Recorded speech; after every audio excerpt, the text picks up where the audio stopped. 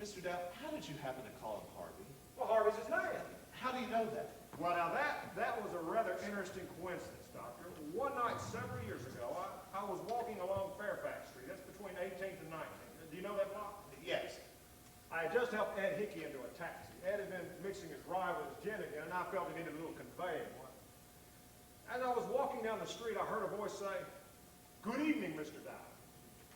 And I turned, and there was a great white rat leaned up against the lamp.